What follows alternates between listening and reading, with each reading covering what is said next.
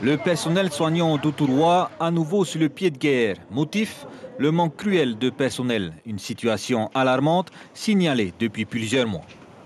Nous sommes en souffrance par sous-effectif et donc ça met à mal le fonctionnement de nos organisations de soins.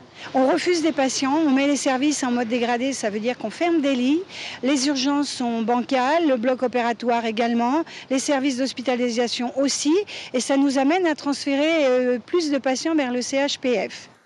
Et en plus de ce manque d'effectifs, se rajoute le nombre d'heures supplémentaires non rémunérées. Certains attendent depuis plus d'un an. Pour la CSTPFO, c'est la goutte de trop. Oui, les heures supplémentaires ne sont plus payées, les heures supplémentaires travaillées en astreinte, les heures supplémentaires sont rediscutées sur des jours fériés qui sont quand même définis par un arrêté. Voilà. Donc, à un moment donné, on se demande pourquoi avant ça marchait très bien et depuis un an, ça ne marche plus. Donc, et en même temps, si on a une indemnité de suggestion spéciale qui ne correspond pas du tout au travail, aux heures effectuées, là, il y a un problème. Donc, si tu as cette indemnité, tu ne peux plus avoir d'heures supplémentaires payées. Donc, ça fait beaucoup quand même. Du côté du ministère de la Santé, on se veut rassurant.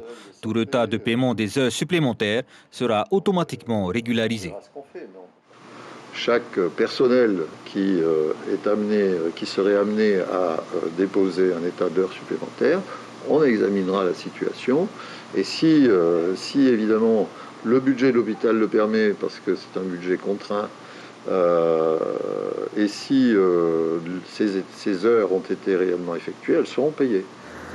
À noter que si aucune amélioration n'était visible d'ici les prochains jours, des débrayages dans les centres hospitaliers seraient possibles. L'information en continu sur Polynésie la première, Internet et réseaux sociaux.